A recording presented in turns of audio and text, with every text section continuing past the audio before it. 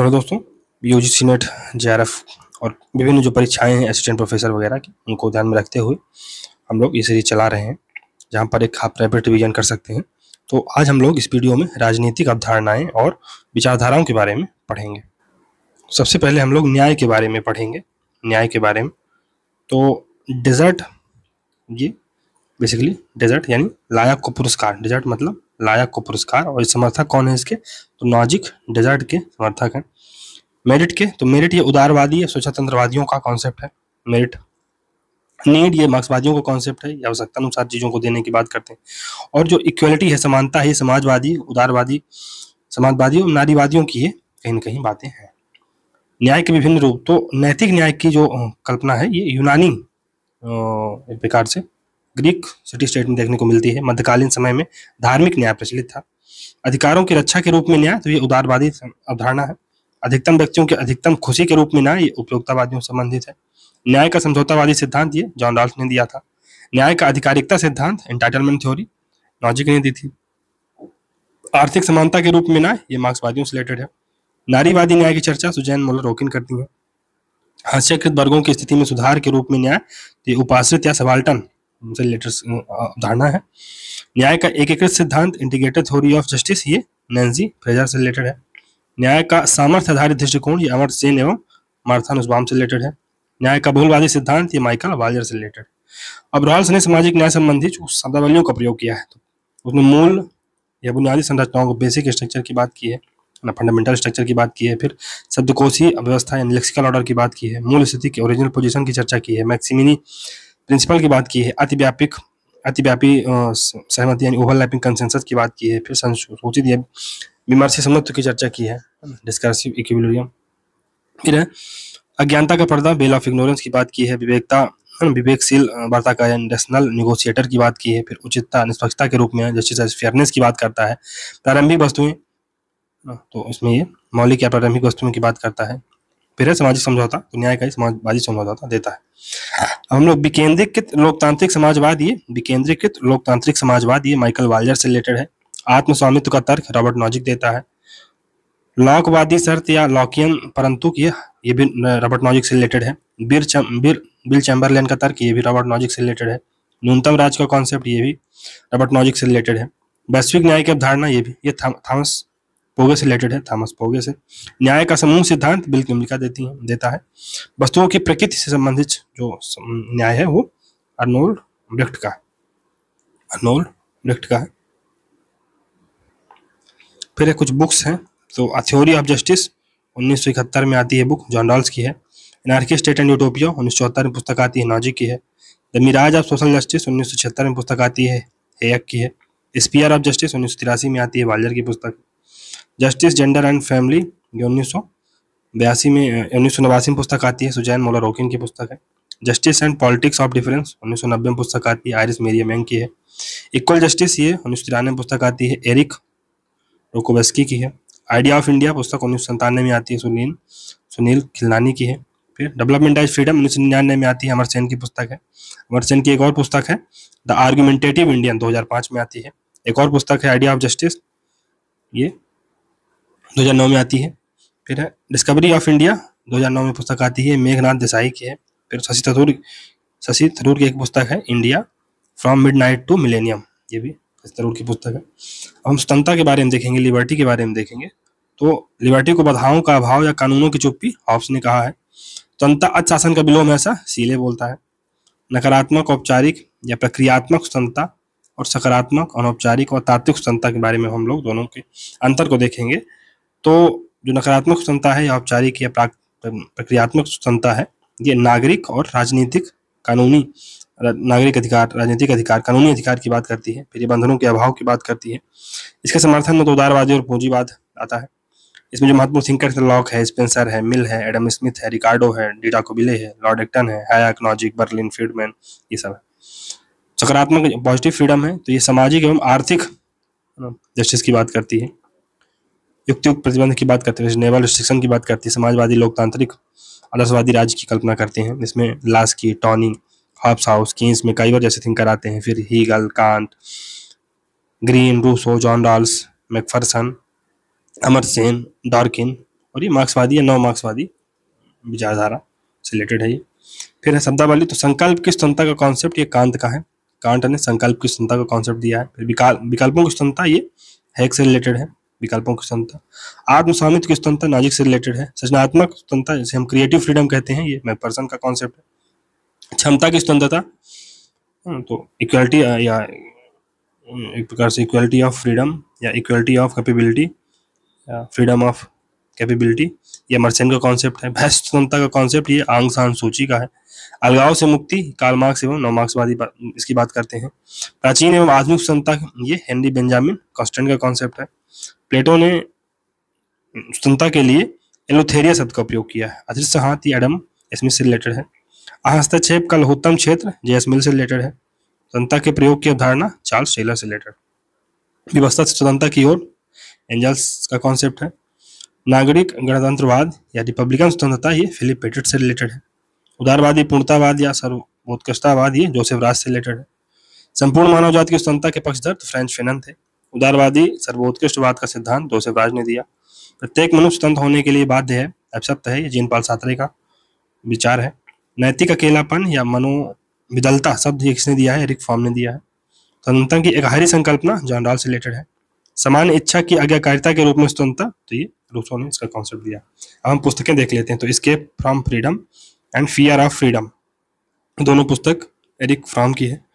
Being and nothingness 1943 में पुस्तक आती है, जीन पॉल सार्त्रे की है। टू कॉन्सेप्ट ऑफ लिबर्टी 1958 में पुस्तक आती है, जाय बर्लिन की है। द कॉन्स्टिट्यूशन ऑफ लिबर्टी 1960 में पुस्तक आती है, फिर हैक की है। कैपिटलिज्म एंड फ्रीडम 1962 में पुस्तक आती है, मिल्टन फ्रीडमैन की है। Freedom of bill and concept of a person 1971 में पुस्तक आती है, ये हैरी फ्रैंकफर्ट की पुस्तक है। लॉ लेजिस्लेशन एंड लिबर्टी 1973 में आती है, एफ हाय की पुस्तक है। द मोरलिटी ऑफ फ्रीडम 1986 में पुस्तक आती है, जोसेफ राज की है। फ्रीडम फ्रॉम फियर 1990 में पुस्तक आती है, आंग सान सूची की है। द लिबर्टी रीडर ये 1991 में पुस्तक आती है, डेविड मिलर की। फिर है लॉन्ग वॉक टू फ्रीडम 1995 में पुस्तक आती है, नेल्सन मंडेला की। Republicanism a theory of freedom and government 1997 में पुस्तक आती है, फिलिप पेटिट की है। और रिपब्लिकन स्वतंत्रता रिपब्लिकन लिबर्टी से फिलिप पेटिट रिलेटेड है। लिबर्टी बिफोर लिबरलिज्म ये पुस्तक 1998 में आती है, क्विंटन स्किनर की है। डेवलपमेंट एज फ्रीडम 1999 में पुस्तक आती है, अमर्त्य की है। Positive freedom past present and future 2021 में पुस्तक आती है, जॉन क्रिस्टल की है। एसे ऑन लिबर्टी 1859 में पुस्तक आती है, जे.एस. मिल की। अब नेक्स्ट है समानता के बारे में, हम इक्वालिटी के बारे में पढ़ेंगे। तो फ्रांसीसी जो क्रांति हुई थी 1789 में, उसका नारा क्या था? स्वतंत्रता, समानता एवं बंधुत्व। समानता का वास्तविक आशय क्या है? समान लोगों के साथ समान व्यवहार, असमान लोगों के साथ असमान व्यवहार। समानता का अर्थ विभेदों का अंत है बेसिकली। अवसर की समानता को मेढक दर्शन टेडफोल फिलॉसफी टॉनी बोलता है। प्राकृतिक समानता का विस्तार वर्णन ये थॉमस हॉब्स करता है। स्त्री शिक्षा के लिए तैयार पाठ्यक्रम बेंथम द्वारा, जिसे क्रिस्टोमेथिया कहा गया। उदारवाद में वितरण का सूत्र क्या है? प्रत्येक को उसकी क्षमता के अनुसार। जबकि मार्क्सवाद में वितरण का सूत्र क्या है? प्रत्येक को उसकी आवश्यकता के अनुसार। समुदायवादी वाल्जर का सूत्र क्या है? प्रत्येक को उसकी सामाजिक स्वीकृत आवश्यकता के अनुसार दिया जाना चाहिए। डॉर्किन, रोकोवेस्की, रोमर, ब्रूस करमैन, अर्नेसन को भाग्य समतावादी कहती हैं कौन? Elizabeth Anderson. डॉर्किन की शब्दावली है तो नीलामी, auction, insurance plan, envy test और ब्रूट लक, ये डॉर्किन की शब्दावली है।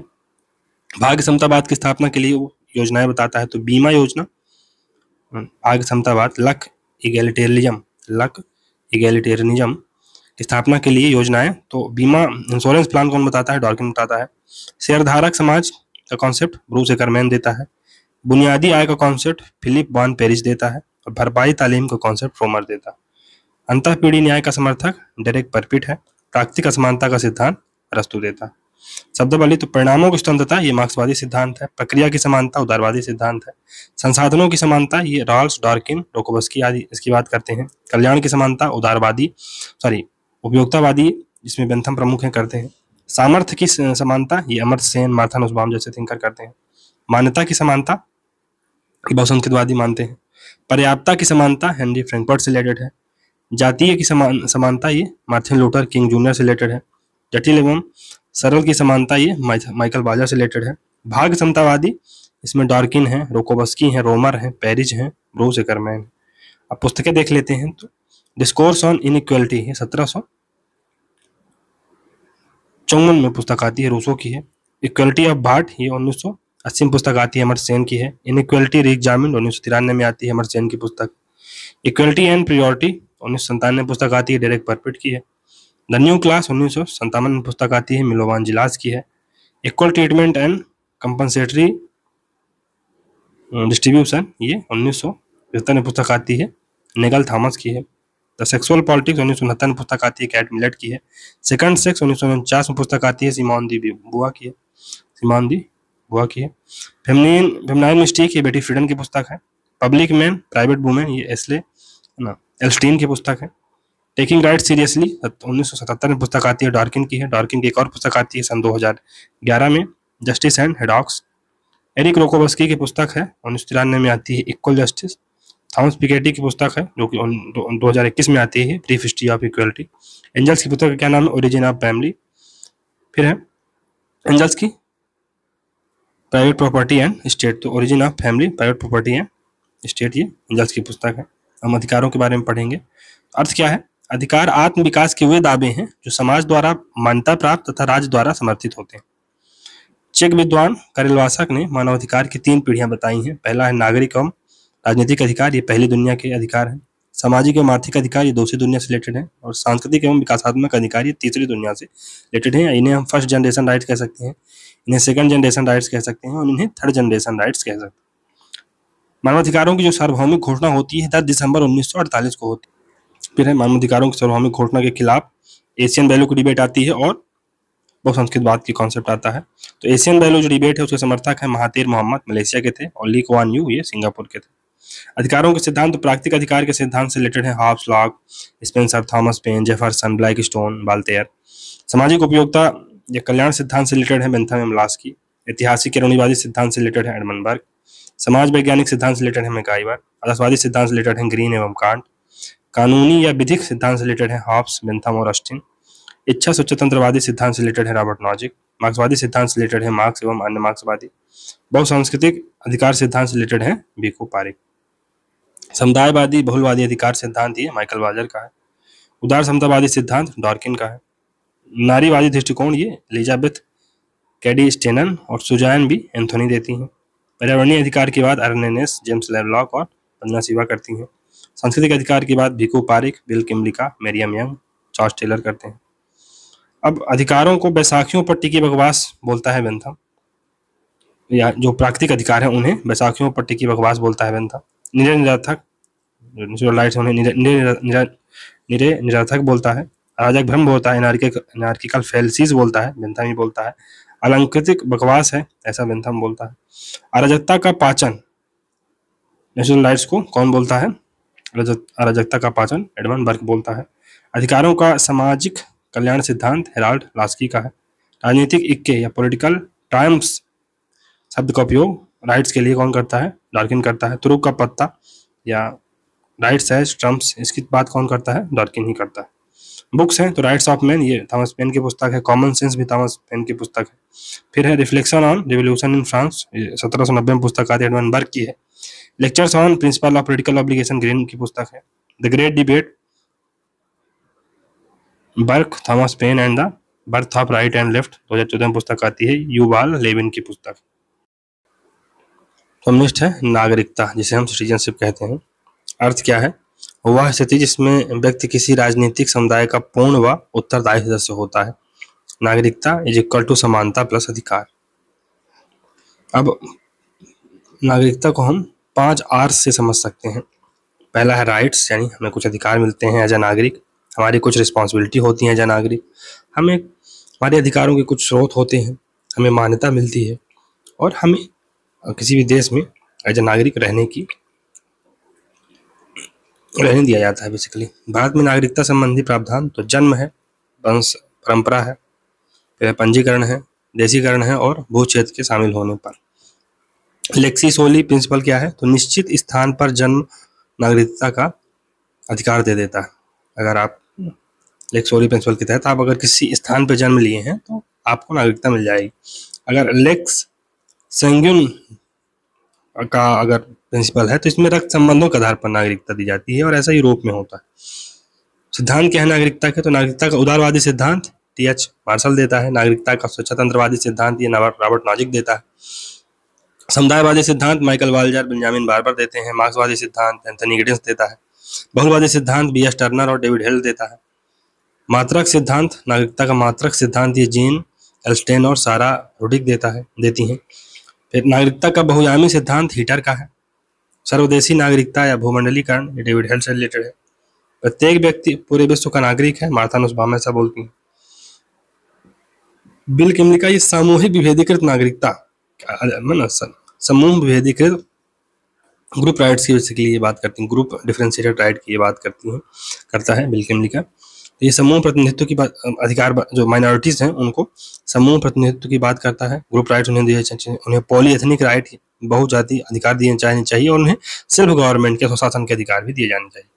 नागरिकता के विभिन्न अर्थ, तो निष्क्रिय नागरिकता, इसके समर्थक हैं रोमन सिद्धांतवादी और ये आदर्शवादी, जिसमें टी.एच. मार्शल और न्यू राइट्स से रिलेटेड जो थिंकर हैं वो आते हैं। सक्रिय नागरिकता, तो ये ग्रीक सिद्धांत है, अरस्तु, Machiavelli, Rousseau, Hannah aren't.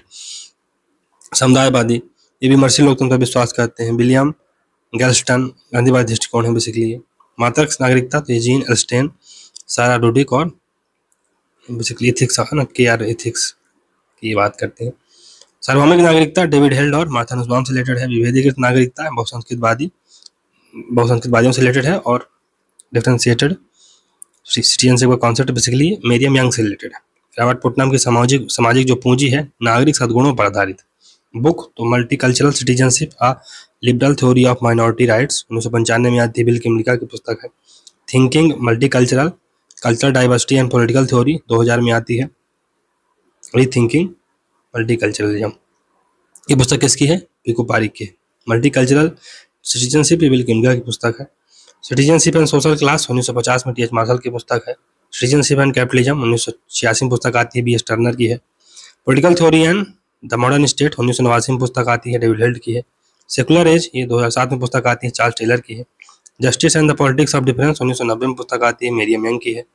Citizenship in globalising world 2012 में पुस्तक आती है, अशोक आचार्य की पुस्तक है। फिर है राज्य के बारे में पढ़ेंगे तो राजनीति विज्ञान का आरंभ और अंत राज्य से होता है, ऐसा गार्नर बोलता है। पॉलिटिकल साइंस एंड गवर्नमेंट की चर्चा या उसका अध्ययन किसने किया है? गार्नर ने किया है। राज्य के पर्याय शब्द, तो कैलिपोलिस प्लेटो बोलता है। राज्य को कैलिपोलिस कौन बोलता है? प्लेटो बोलता है। कैनोनिया अरस्तु बोलता है। रिपब्लिका बोना बोलता है। कॉमनवेल्थ हाउस बोलता है। स्टेटो मैकियावेली बोलता है। सिविल सोसाइटी लॉक और रूसो बोलते हैं। नेशन स्टेट है हेगल बोलता है। पॉलिटिकल सिस्टम में राजनीतिक व्यवस्था व्यवहारवादी बताते हैं। राज्य के 4 आवश्यक तत्व हैं, ऐसा गार्नर बताता है, और वो कौन कौन से हैं? जनसंख्या है, भूभाग है, सरकार है और संप्रभुता है। राज्य के सिद्धांत, तो पहला है सावयव सिद्धांत, जिसे हम जैविक या आंगिक सिद्धांत कह सकते हैं, ऑर्गेनिक थ्योरी। तो इसके समर्थक हैं प्लेटो हैं, अरस्तु हैं, हॉब्स हैं, रूसो हैं, लंसली हैं और कौटिल्य हैं। राज्य पहले है तथा व्यक्ति बाद में है।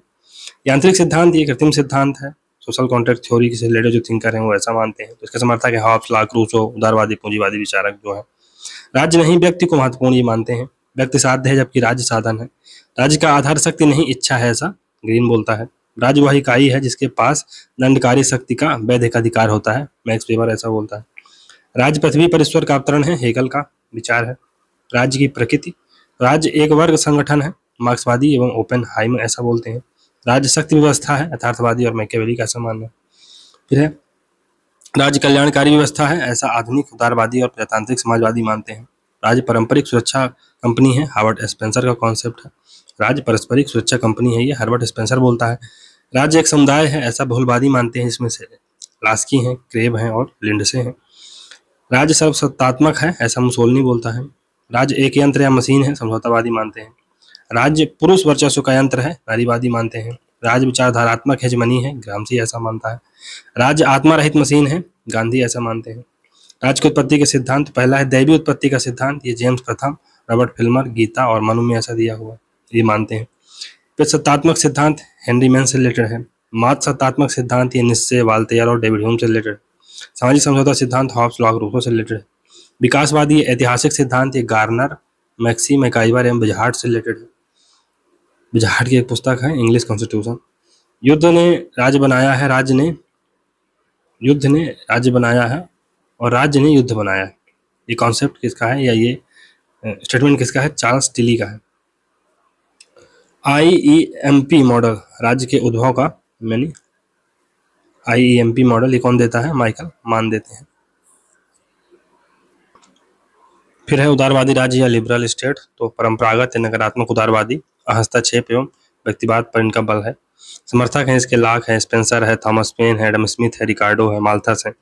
आधुनिक एक सकारात्मक उदारवादी, तो ये हस्तक्षेप और कल्याणकारी राज्य की बात करते हैं।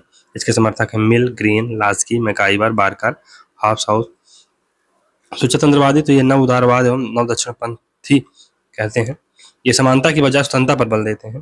इसके समर्थक हैं हेयक, नॉजिक और फ्रीडमैन।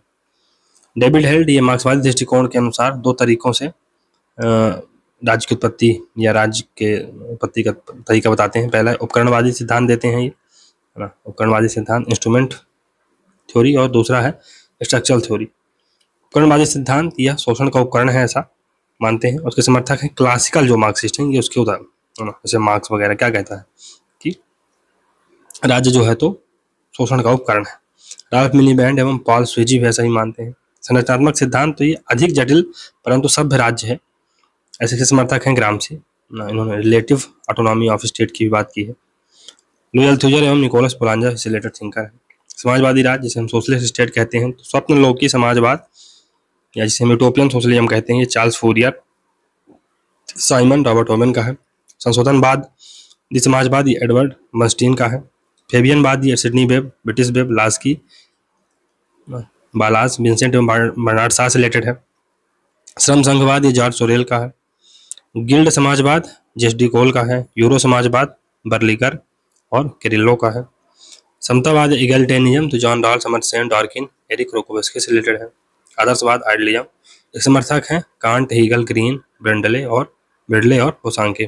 प्रथम आदर्शवादी था वो प्लेटो था। आदर्शवाद के प्रकार, तो नैतिक आदर्शवादी मोरल आइडियलिज्म ये प्लेटो से रिलेटेड है। बुद्धिवादी या इंटेलेक्चुअल आइडियलिज्म ये कांट से रिलेटेड है। और निरपेक्ष एब्सोल्यूट आइडियलिज्म ये हीगल से रिलेटेड है। अब हम अराजकतावाद यानी इनार्किज्म को देखेंगे। प्रबुद्ध अराजकतावादी कौन था? विलियम गॉडविन था। क्रांतिकारी अराजकतावादी प्रूधो, बाकुनिन और क्रोपोक्टिन थे। शांतिप्रिय दार्शनिक अराजकतावादियों में गांधी, रस्किन, थोरो, टोल्स्टॉय आते हैं। डिक्टेटरशिप, तो इसमें फांसीवादी व्यवस्था मुसोलिनी इटली से रिलेटेड है। नाजीवादी व्यवस्था हिटलर जर्मनी से रिलेटेड है। तानाशाही के दार्शनिक पिता हेगेल एवं रूसो को माना जाता है। स्पेन में फ्रेंको शासन था, फ्रेंको प्रकार की तानाशाही थी। पुर्तगाल में सालाजार था।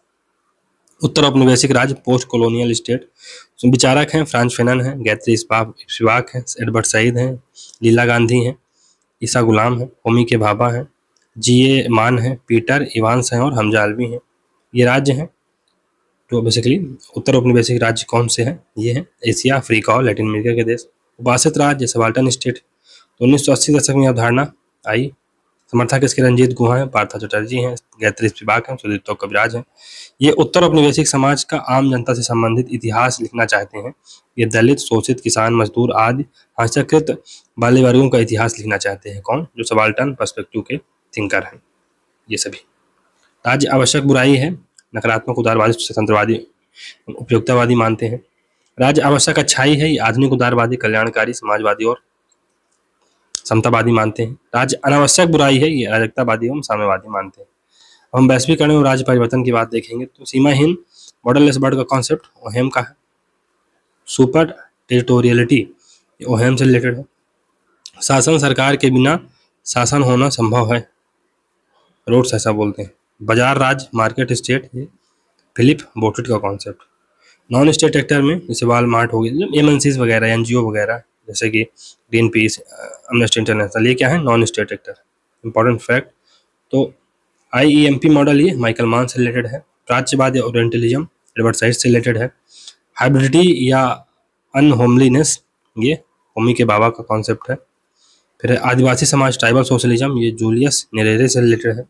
मल्टी एथनिसिटी ये भी जूलियस नेरेरे से रिलेटेड है। Imagine community concept Benedict Anderson देते हैं। कुछ पुस्तकें हैं, तो इंग्लिश कॉन्स्टिट्यूशन 1865 में पुस्तक आती है वाल्टर बेजहार्ट की है। फिर है फिजिक्स एंड पॉलिटिक्स 1868 में आती है, ये भी वाल्टर बेजहार्ट की है। डेविड हेल्ट की पुस्तक 1992 में आती है, development of modern state. MacIver की पुस्तक है केवल modern state. The state in capitalist society 1969 में पुस्तक आती है, रॉल्फ मिलीबैंड की है। Political power and social class 1968 में पुस्तक आती है। स्टेट पावर एंड सोशलिज्म 1978 में पुस्तक आती है। ये दोनों पुस्तकें निकोलस पुलांजा की हैं। Ideology and ideological state apparatus, ये पुस्तक 1970 में आती है, अल्थुयर की है। What is to be done 1902 में पुस्तक आती है, लेनिन की है। द स्टेट एंड रिवोल्यूशन 1917 में पुस्तक आती है, लेनिन की है। सोशलिज्म एंड न्यू डिस्पोटिज्म 1958 में पुस्तक आती है, एच.एस. क्रासमैन की है। Black skin and white mask, ये 1952 में पुस्तक आती है, फ्रेंच फिनन की है। The Richard of the earth, ये पुस्तक किसकी है, 1961 में आती है, फ्रेंच फिनन की है। थिंग्स फॉल अपार्ट 1958 में पुस्तक आती है, चाइनू एचबे की है। ओरिएंटलिज्म, ये एडवर्ड सईद की पुस्तक है। द लोकेशंस ऑफ कल्चर, ये 1994 में पुस्तक आती है, होमी के बाबा की है। डेमोक्रेसी एंड डिसकंटेंट 1990 में पुस्तक आती है, अतुल कोहली की है। Neo colonialism the last stage of imperialism 1965 में पुस्तक आती है, बना नक्रुमा की है। The state in post colonial society Pakistan and Bangladesh, Hamza Alavi की पुस्तक है। इमेजिन कम्युनिटी का कॉन्सेप्ट बेनेडिक्ट एंडरसन ने दिया था, या उनकी पुस्तक ही थी। The small voice of history 2009 में पुस्तक आती है, रंजीत गुहा की है। डोमिनेंस विदाउट हेजेमनी 1993 में पुस्तक आती है, रंजीत गुहा की है। State and politics in India 1999 में पुस्तक आती है, ये पुस्तक पार्थ चटर्जी की है। The nation and it's fragment 1993 में पुस्तक आती है, ये पार्थ चटर्जी की ये भी पुस्तक है। फिर कैन द सबाल्टर्न स्पीक 1998 में लेख आता है, गायत्री स्पिवाक का है। To totalitarian dictatorship and autocracy 1956 में पुस्तक आती है, कार्ल फ्रेडरिक की पुस्तक है एवं ब्रिजनसन की पुस्तक है। फिर है टोटलिटेरियन अथॉरिटेरियन, ये जुआन जॉस लिंच की पुस्तक है। Origins of totalitarianism Hannah Arendt की पुस्तक है, 1958 में आती है। Political theory and modern state 2000 में पुस्तक आती है, डेविड हेल्ट की पुस्तक। The success of India democracy power and industrialisation in global periphery 2004 में पुस्तक आती है, अतुल कोहली की है। सुल्तनातवाद शब्द ये मैक्स वेबर उपयोग करता है। मृत हाथ डेड हैंड कॉन्सेप्ट या डेड हैंड शब्द का प्रयोग मिल्टन फ्रीडमैन करता है। प्रिज्मेटिक सोसाइटी और साला मॉडल, ये डब्ल्यू रिक से रिलेटेड है। स्वेच्छाचारी शासक को स्थिर डाकू कहा है, मैनकर ऑल्सन ने कहा है। फिर सार्वभौमिक परमार्थवाद, राज्य की कल्पना हेगल ने की है। बेबेज रिपोर्ट 1942 में आई थी, ये इंग्लैंड से रिलेटेड है, और यहाँ पर अभाव, रोग, अज्ञानता, दरिद्रता, बेकारी, पांच चीज़ों पर फोकस किया गया था। प्रशासकीयता या गवर्नमेंटेलिटी की जो कॉन्सेप्ट है, ये फोको का है। राज्य स्वायत्तता सिद्धांत ये थेडा स्टॉकपॉल का है। बॉडी पॉलिटिक्स शब्द ये रूसो से रिलेटेड है। राज्य के राज्यविहीन सिद्धांत की बात करता है मेलोवास्की या मेलोस्की। राज्य राजनीतिक रणनीतियों को उभारने का साधन है, ऐसा बॉब जोसेफ बोलते हैं। मेरी आत्मा का निवास स्थान राज्य में है, मिस फॉलेट ऐसा बोलती हैं। राजनीतिक यूटोपिया बेगमपुरा, ये किसका पुस्तक है, कबीर ने बेसिकली रिलेटेड है ये बेगमपुरा, ये एक बेसिकली यूटोपिया राज्य है ये, और ये किससे रिलेटेड है, कबीर से रिलेटेड। संप्रभुता तो समान अर्थ क्या है, सर्वोच्च शक्ति। संप्रभुता के दो आयाम है, पहला है आंतरिक संप्रभुता, दूसरा है बाह्य संप्रभुता। आंतरिक संप्रभुता से रिलेटेड है जीन बोधा, और बाह्य संप्रभुता से रिलेटेड है ह्यूगो ग्रोसियस। बोधा क्या बोलता है, संप्रभुता नागरिकों व प्रजाजनों के ऊपर ऐसी सर्वोच्च शक्ति है जो कानून के बंधनों से नहीं बंधी होती है। हॉब्स क्या बोलते हैं, 17वीं सदी में अपनी पुस्तक लेवियाथन जो कि 1651 में आती है, में बोधा के नियंत्रणों वाले दोष दूर कर दिए इसने। संपूर्ण समझौते का अंग संप्रभु जो है, तो या राज्य जो है समझौते का अंग नहीं है बल्कि उसका परिणाम। दो प्रकार की संप्रभुता यहाँ से निकल के आते हैं, स्थापित संप्रभुता और दूसरा अर्जित संप्रभुता। जॉन ऑस्टिन तो प्रभुसत्ता का कानूनी सिद्धांत देकर प्रभुसत्ता की सर्वोच्च व्याख्या कर दी। निर्देश तो 4 तत्वों की उपस्थिति पर ही कानून बन सकता है, पहला आदेश, दूसरा शक्ति, तीसरा कर्तव्य, चौथा संप्रभुता। प्रत्यक्षवाद है, प्रत्यक्षवाद से हम लोग अनुभववाद की तरफ बढ़ते हैं। तो प्रत्यक्षवाद इक्वल टू अनुभववाद प्लस व्यवहारवाद प्लस तार्किक प्रत्यक्षवाद। संप्रभुता के प्रकार तो पहला है कानूनी संप्रभुता, दूसरा है राजनीतिक संप्रभुता, फिर है आंतरिक संप्रभुता और फिर है बाह्य संप्रभुता। प्रभुसत्ता के विभिन्न रूप तो नाम मात्र की या वास्तविक संप्रभुता हो सकती है, कानूनी या राजनीतिक संप्रभुता तो इससे रिलेटेड है जॉन ऑस्टिन। लोकप्रिय संप्रभुता ये रूसो का कॉन्सेप्ट है, विधानतः तथ्यतः प्रभुसत्ता हो सकती है। मैकिंडन ने प्रभुसत्ता के 3 प्रकार माने हैं, पहला बाह्य या कानूनी प्रभुसत्ता, फिर आंतरिक या अनुभव वाली संप्रभुता, फिर व्यक्ति की या लोकप्रिय संप्रभुता। स्टीफन क्रिजनर ने संप्रभुता के 4 प्रकार बताए हैं। पहला कानूनी, दूसरा परस्पर निर्भर, तीसरा है घरेलू और चौथा है वेस्टफेलियन प्रभुसत्ता।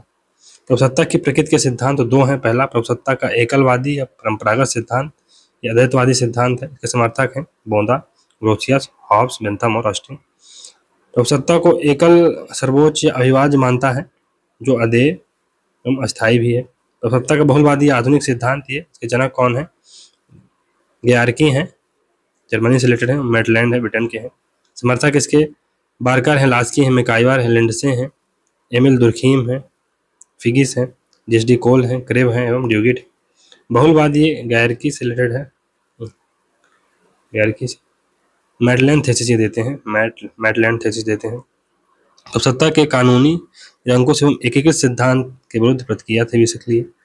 संप्रभुता विभिन्न प्रकारात्मक समूहों के मध्य विभाजित होनी चाहिए, ऐसा बहुलवादी मानते हैं। प्रतिक्रिया स्वरूप 1920 के बाद संप्रभुता का बहुलवादी सिद्धांत सामने आया। लास्की क्या मानता है कि राज्य सामाजिक वास्तुकला का प्रथम सिद्धांत है बेसिकली। अगर समाज संघीय है तो प्रभुसत्ता को भी संघीय होना चाहिए। व्यक्ति एक जगत में नहीं बल्कि अनेक जगतों में रहता है। मैकाइवर तो असीमित संप्रभुता एक खतरनाक झूठ है। राज्य कानून का पालक एवं अभिभावक दोनों। बहुलवादी तो ग्रुप थ्योरी के प्रतिपादक आर्थर बेंटले तथा डेविड ट्रूमैन एवं रॉबर्ट डहेल है। नव बहुलवादियों में चार्ल्स लिंडब्लॉम, जे.के. गॉलब्रेथ एवं रॉबर्ट डहेल है। वैश्वीकरण एवं प्रभुसत्ता के संबंध में 3 मत हैं। पहला, वैश्वीकरण से प्रभुसत्ता कमजोर हुई है। पहला, वैश्वीकरण से संप्रभुता कमजोर हुई है। इसके समर्थक हैं ग्लोबल विलेज कॉन्सेप्ट देने वाले मार्शल मैक्लुहान और बॉर्डरलेस वर्ल्ड का कॉन्सेप्ट देने वाले केनेची ओहान। संप्रभुता कमजोर नहीं हुई है, ऐसा रॉबर्ट गिल्पिन मानते हैं। तीसरा मत है 50-50, ये डेविड हिल्ड ऐसा मानते हैं। प्रभुसत्ता का क्षरण हुआ है, डेविड हिल्ड ऐसा मानते हैं। प्रमुख तथ्य तो प्रभुसत्ता का जनक बोंदा को माना जाता है।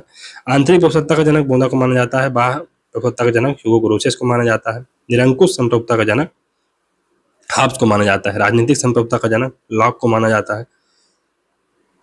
राजनीतिक व प्राकृतिक प्रभुसत्ता ने भेद किया है। किसने किया है? डायसी ने किया है। लोकप्रिय संप्रभुता का जनक रूसो को माना जाता है। बहुलवादी संप्रभुता सिद्धांत के जनक हैं गैरके एवं मेटलैंड। राज्य संघों का संघ है, ऐसा बारकर बोलता है। राज्य संगठनों का संगठन है, लिंडसे ऐसा बोलता है। राज्य सामाजिक वास्तुकला है, आस्की ऐसा बोलता है। आदरणीय पूज्य अंधविश्वास एकल संप्रभुता के लिए फिगिस प्रकट करता है। विधि का विशुद्ध सिद्धांत प्योर थ्योरी किसने दी है? हैंस कैल्सन ने दी है। फिर है प्रभुसत्ता का विरोधाभास, जेम्स बुकानन रिलेटेड है। एकत्रित संप्रभुता ये यूरोपियन यूनियन या ईयू के संदर्भ में यूज की जाती है। औपनिवेशिक प्रभुसत्ता सेकंड वर्ल्ड वॉर से पूर्व सेकंड वर्ल्ड वॉर के संदर्भ में इसको यूज करते हैं। पद संतुलनकारी शक्ति के रूप में संप्रभुता को कौन देखते हैं? जे.के. गालब्रेथ, अमेरिकी राजदूत रहे भारत में। 6 बुक्स कंसर्निंग रिपब्लिक 1556 में 1576 में पुस्तक आती है, जीन बोधा की है। लेक्चर्स ऑन जूरिस्प्रूडेंस 1832 में पुस्तक आती है, जॉन ऑस्टिन की है। Introduction to the study of the law of constitution 1889 में पुस्तक आती है, डायसी की है। Political theory of middle age ये गार्की की पुस्तक है। Polyarchy the participation and opposition 1971 में पुस्तक आती है, रॉबर्ट डहेल की है। पॉलिटिक्स एंड मार्केट्स 1980 में पुस्तक आती है, चार्ल्स लिंडब्लॉम की। Law and peace in international relation Hans Keller की पुस्तक, कैल्सन की पुस्तक, हैंस कैल्सन की पुस्तक है। पीस थ्रू लॉ 1944 में पुस्तक आती है, हैंस कैल्सन की है। General theory of law and state Hans Kelsen की भी पुस्तक है, 1945 में आती है। द फाउंडेशन ऑफ सॉवरेंटी 1922 में पुस्तक आती है, लास्की की है। हिस्ट्री ऑफ पॉलिटिकल थ्योरी 1937 पुस्तक आती है, सेवाइन की है। The challenge of pluralist theory 1969 में पुस्तक आती है, कोनोली की है। रूसो की सामान्य इच्छा हॉब्स का कटा हुआ सिर है। रूसो की सामान्य इच्छा हॉब्स का सिर कटा लेवियाथन है, ऐसा हार्नसा बोलता है। अब है शक्ति या पावर के बारे में पढ़ेंगे। तो शक्ति का संबंध जीरो सम गेम की तरह होता है, मतलब एक की हानि दूसरे का नुकसान। शक्ति के 2 कार्यकारी रूप हैं। पहला है बल प्रयोग यानी कोर्जन का, दूसरा है प्रभाव यानी इन्फ्लुएंस का, जिसे हम हार्ड पावर कह सकते हैं इसको, और ये है सॉफ्ट पावर। प्रभाव इज इक्वल टू शक्ति माइनस बल। फिर है शक्ति मनोवैज्ञानिक होती है, बल शारीरिक होता है। शक्ति अदृश्य होती है, बल दृश्य होता है। बल प्रयोग शक्ति का उपकरण है। राजनीतिक शक्ति को मनोवैज्ञानिक शक्ति माना है मॉर्गन थ्योव ने। शक्ति के प्रकार तो पहला है शारीरिक या भौतिक शक्ति, इसमें सेना, पुलिस, हथियार, परमाणु बम संबंधित। मनोवैज्ञानिक शक्ति प्रोपेगेंडा, कूटनीति, प्रचार। आर्थिक शक्ति मुद्रा, व्यापार। विचारधारात्मक शक्ति नाजीवाद, पूंजीवाद, साम्यवाद। शक्ति को प्रयोग में लाने की विधियां, पहला है साम, दूसरा है दंड, दूसरा है ताम, दाम, दंड, भेद, ये सभी। शक्ति साधन भी है और साध्य भी है। यथार्थवाद के प्रणेता थुसाइडाइडस है। ये बुक है पेलोपोनेशियन वार। आधुनिक युग में सर्वप्रथम शक्ति एवं युद्ध पर बल दिया है मैकियावेली ने। शक्ति विचारधारात्मक प्राधान्य है, आइडियोलॉजिकल हेजेमनी है, ऐसा रामसी बोलता है। तो ये जो शक्ति है पावर ओवर, यानी जिसे आधिपत्य की शक्ति कहते हैं, और दूसरा है शक्तिकरण, पावर टू। तो जो पावर ओवर होती है ये व्यक्ति, वर्ग, समूह के विरोध में प्रयोग की जाती है, जैसे कि दास प्रथा, नस्ली भेद, महिला शोषण, जातिगत शोषण। जबकि जो पावर टू है ये समाज के वंचित वर्गों एवं व्यक्तियों के हित में इसका प्रयोग किया जाता है, जैसे कि महिला शिक्षा, रोजगार, कन्या भ्रूण हत्या को अपराध मानना। शक्ति की शास्त्रीय अवधारणा क्या है, तो इससे रिलेटेड कौन है, थुसाइडाइडस है, मॉर्गन थ्योव है, मैकियावेली है, हाब्स है। इस अवधारणा में राज्य एवं व्यक्ति के संबंधों पर जोर दिया जाता है। राज्य के एकीकरण, बल एवं स्थायित्व का वर्गीकरण किया जाता है। शक्ति की अभिकरण अवधारणा ये पेरेटो से रिलेटेड है, पेरेटो, मोस्का, मिचेल्स, सी राइट मिल से रिलेटेड है। मुख्य इसमें केंद्र है अभिजन सिद्धांत, राज्य में सदैव शक्ति का संकेत होता है। फिर है 1960 में रॉबर्ट डहल द्वारा अभिजन सिद्धांत का विरोध किया गया। शक्ति की उत्तर संरचनावादी एवं उत्तर आधुनिकता अवधारणा मिशेल फूको से रिलेटेड है। शक्ति पहचान एवं व्यक्तिपरिकता का निर्माण करती है। पैनोप्टिकल मॉडल ये बेसिकली फूको का है। सबसे पहले ये प्रेरित किससे है, तो बेंथम से प्रेरित है, लेकिन बाद में फूको ने इसका उपयोग किया है। गवर्नमेंटेलिटी, तो गवर्नमेंट प्लस रेशनैलिटी, ये भी किसका कॉन्सेप्ट है, मिशेल फूको का ही है। शक्ति ही ज्ञान है, यह एक उत्पादक ऊर्जा है, सिर्फ फूको ही ऐसा बोलता है। बाइपोलर, बायो पावर का कॉन्सेप्ट, ये नवीन कॉन्सेप्ट दिया। शक्ति हर जगह होती है, ऐसा ये मानता है। शक्ति मनोवैज्ञानिक अवधारणा ग्राहम वालास, लास्की, वाल्टर लिपमैन एवं लासवेल से रिलेटेड है। शक्ति की समाजशास्त्रीय अवधारणा मैक्स वेबर और पार्सन से रिलेटेड है। वेबर 3 प्रकार की सत्ता बताता है, परंपरागत, करिश्माई एवं कानूनी। तत्व की संरचना, तो वर्ग प्रभुत्व का सिद्धांत ये एंजल्स, लेनिन, कॉट्स्की एवं लग्जमबर्ग से रिलेटेड है। अभिजन सिद्धांत, इसमें परंपरावादियों में पेरेटो, मोस्का, मिचेल्स एवं आते हैं, पेरेटो आते हैं, मोस्का, मिचेल्स, सी राइट मिल्स। बहुलवादियों में वेबर, शुम्पीटर, डाउन्स, मिल्स आते हैं। नारीवादी सिद्धांतों में बेटी फ्रीडन, सिमोन दी बुआ, मिलेट एवं एल्स्टीन आती हैं। बहुलवादी सिद्धांत में आर्थर बेंटले, डेविड ट्रूमैन और अर्ल लेथम आते हैं। रचनात्मक सिद्धांत में हना अरेंड, सी मैकफरसन आते हैं। पावर टू में ये विश्वास करते हैं, कुल मिला के सकारात्मक या सृजनात्मक पावर में विश्वास करते हैं। शक्ति बेसिकली जनसाधारण प्लस एकजुट कार्यवाही, समतावादी एवं नागरिक जागरूकता से रिलेटेड होती है। सी मैकफरसन के अनुसार शक्ति के 2 प्रकार हैं, पहला है दोहन शक्ति, जिसे पावर ओवर कहते हैं, दूसरा है विकासात्मक शक्ति, जिसे हम पावर टू कहते हैं। माइकल मान ने सफल राज्यों में दो प्रकार की शक्तियों का प्रयोग किया बताया है, पहला निरंकुश, दूसरा है अपसंरचनात्मक शक्ति। सुजैन स्ट्रेंज प्राथमिक शक्ति संरचनाओं की बात करती हैं। उन्होंने 4 प्रकार के शक्ति संरचनाओं की बात की है, ज्ञान संरचना, फिर वित्तीय संरचना, सुरक्षा संरचना और उत्पादन संरचना। धमकी का संतुलन सिद्धांत, ये स्टेफन वाल्ट से रिलेटेड है। बुक्स, तो पेलोपोनेशियन वार, ये थुसाइडाइडस की पुस्तक है। Who gets what when and how, 1935 में पुस्तक आती है, लॉसवेल की है। पावर एंड सोसाइटी, ये भी लॉसवेल की है। Who governs democracy and power in American city, 1961 में पुस्तक आती है, रॉबर्ट डहल की है। The politics among nation, Morgenthau थ्योव की पुस्तक है। Two faces of power, Peter Bachrach एवं मार्टन एस बार्टज की पुस्तक है।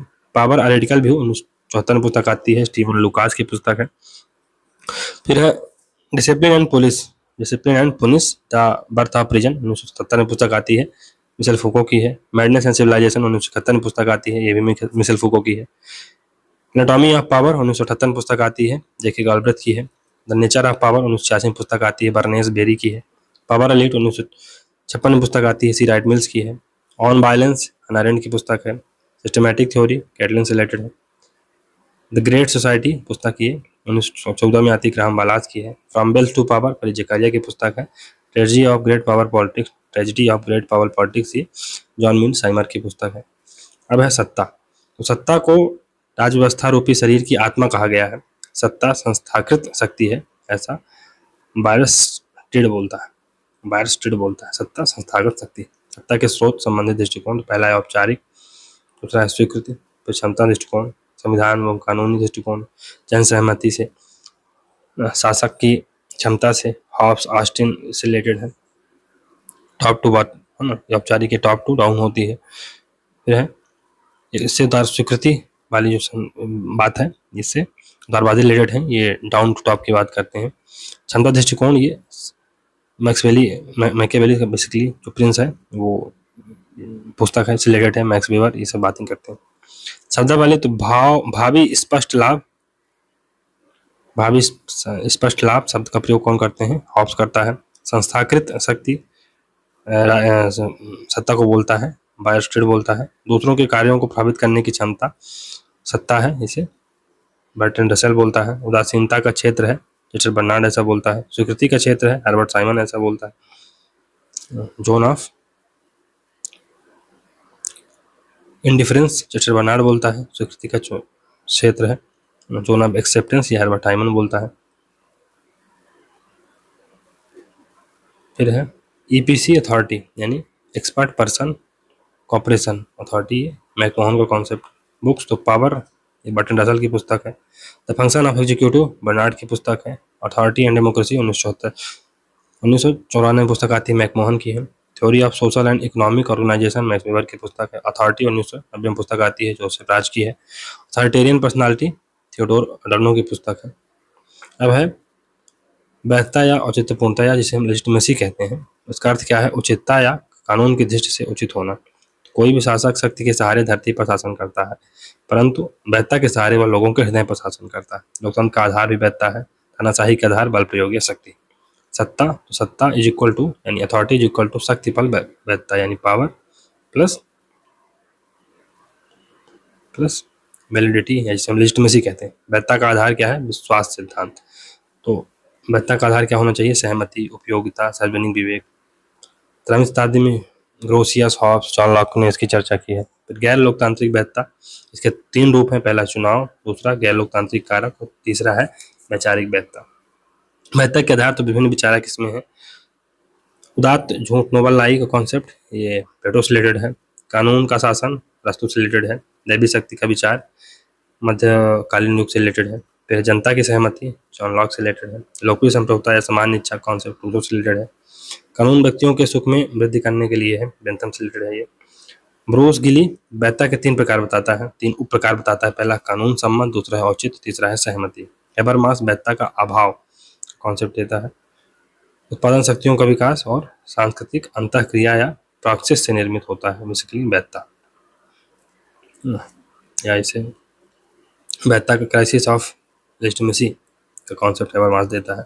वैधता संकट के कारण तो पहला है नवीन विचार, मूल्य एवं आस्थाएं, नवीन गुटों एवं समूहों का राजनीति में प्रवेश, राजनीतिक व्यवस्था की क्षमता पर शंकाएं, सांस्कृतिक परंपरा में प्रशासकीय हस्तक्षेप के अनपेक्षित दुष्प्रभाव, वैधता अर्जित करने के उपाय तो पहला है परिवर्तित परिस्थितियों के अनुरूप ढालना, फिर है विचार विमर्श एवं सहमति के आधार पर निर्णय लेना, फिर है लोकतांत्रिक मूल्यों को प्राथमिकता देना और व्यवस्थित सीमाएं। वैधता के सिद्धांत, वैधता का उदारवादी सिद्धांत ये व्यक्तिवाद एवं व्यक्ति की बात करता है, संतुष्टि पर बल देता है।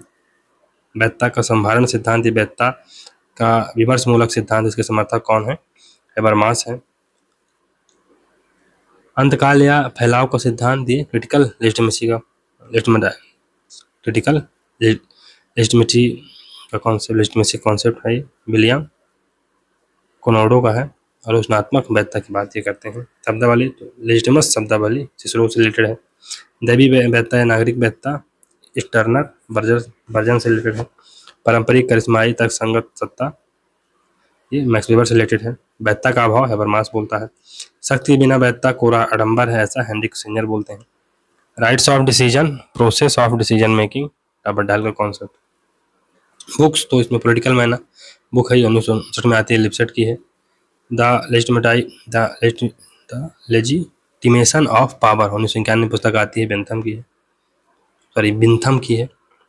फिर है justice, legitimacy and self determination 2003 पुस्तक आती है, जेम्स बुचानन की है। लेजिटिमेशन क्राइसिस 1973 पुस्तक आती है, हेबरमास की है। Legitimation in modern state JH Schaar की पुस्तक है, 1981 में आती है। The right to rule how state win and lose legitimacy, ये ब्रूस गिली की पुस्तक है। तो नेक्स्ट है दोस्तों लोकतंत्र या डेमोक्रेसी के बारे में हम लोग पढ़ेंगे। सबसे पहले इसको अर्थ देखते हैं। तो ये जनता का शासन है। लोकतंत्र के पिता पेरिक्लिस को माना जाता है। अब्राहम लिंकन ने 1862 में एक अपना भाषण दिया था, जिसे हम गेटिसबर्ग का भाषण, गेटिसबर्ग एड्रेस के नाम जाने जाते हैं। लोकतंत्र जनता का है, जनता द्वारा है, जनता के लिए है।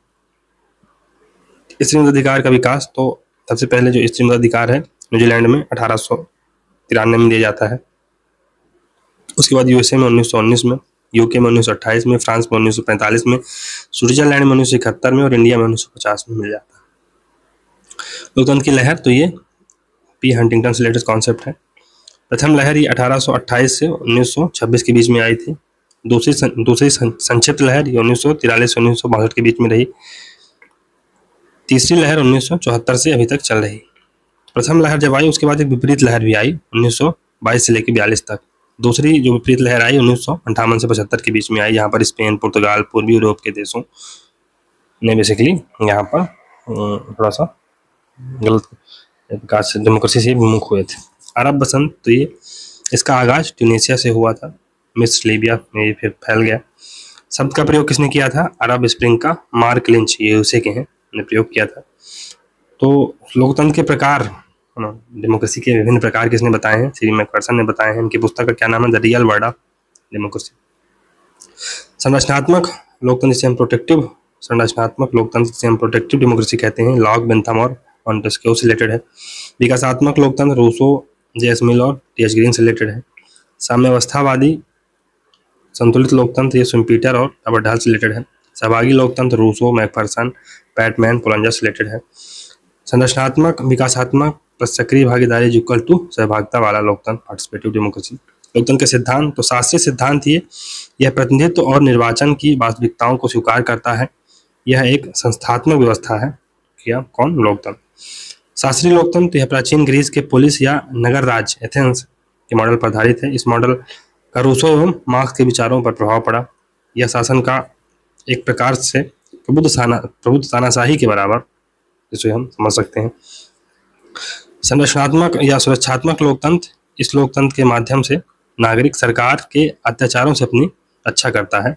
सहमति की सरकार पर आधारित होता है। ये बेंथम एवं मिल द्वारा इसे आगे बढ़ाया गया। सीमित और अप्रत्यक्ष रूप से इसमें इसकी बात की जाती है। फिर है विकासात्मक लोकतंत्र, डेवलपमेंटल डेमोक्रेसी। तो लोकतंत्र का सबसे नया एवं क्रांतिकारी मॉडल है। इसको विकसित किया है रूसो ने।